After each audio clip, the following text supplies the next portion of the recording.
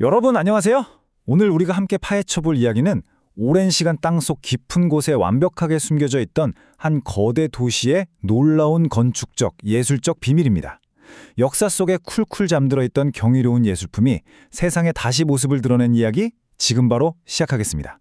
자, 본격적으로 과거의 시간 속으로 한번 푹 빠져볼까요?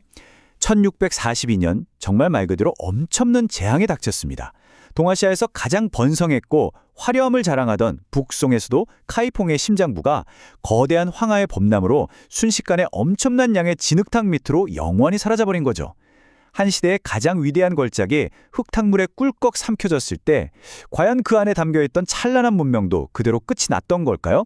그럼 첫 번째 파트입니다. 묻혀버린 송나라의 대도시, 그 거대한 문명의 중심으로 들어가 보시죠. 우리가 도대체 얼마나 엄청난 걸 잃어버렸던 건지 제대로 감을 잡으려면 먼저 북송시대 수도의 어마어마한 스케일을 아셔야 합니다. 시간의 흐름을 한번 짚고 넘어가 볼까요?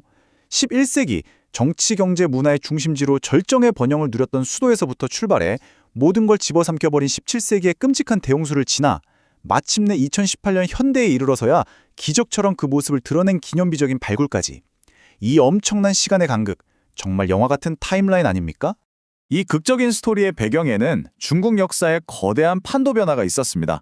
이전에 당나라가 제국의 영토를 팍팍 넓히고 귀족들의 문화를 즐기는 데 집중했다면 송나라는 완전히 달랐어요. 방향을 싹 틀어서 안으로 시선을 돌린 겁니다.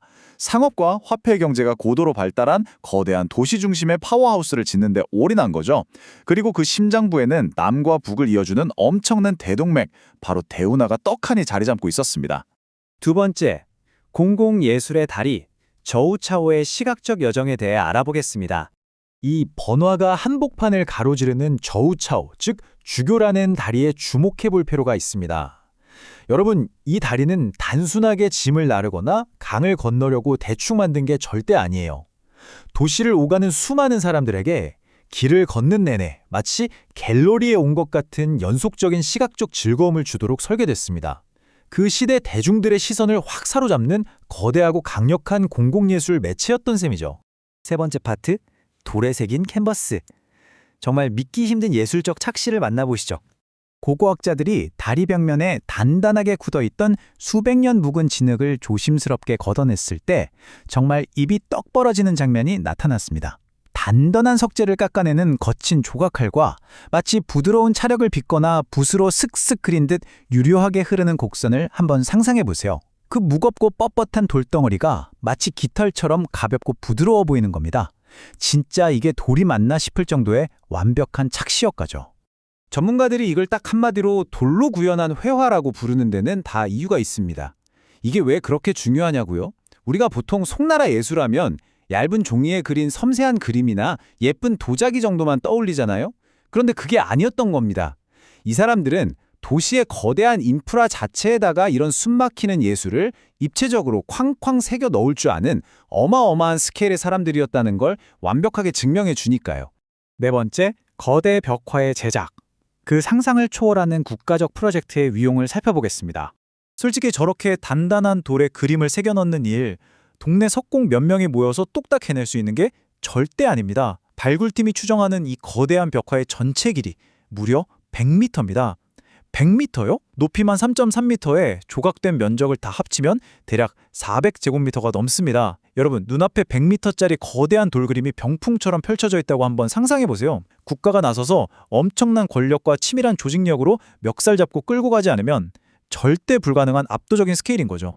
이 거대한 작업이 어떻게 가능했는지 그 과정을 보면 정말 입이 다물어지지 않습니다. 먼저 까마득히 먼 채석장에서 돌을 캐서 운하로 실어 나르는 것부터 시작해요.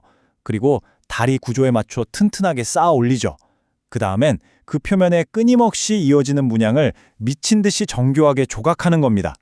하이라이트는 마지막 조립 단계예요. 새 깃털 한 가닥, 구름 한 점 어긋나지 않게 밀리미터 단위로 미세 조정을 하면서 거대한 석재 블록들을 맞춰 나갔다는 겁니다. 이거 완전 소름 돋는 국가 단위의 팀워크 아닌가요? 다섯 번째 파트, 고대 상징의 해독. 드디어 돌 위에 새긴 진짜 메시지를 읽어볼 차례입니다. 엄청난 퍼즐 맞추기가 끝나고 나니까 송나라가 사람들에게 진짜로 하고 싶었던 이야기가 짠 하고 나타났습니다.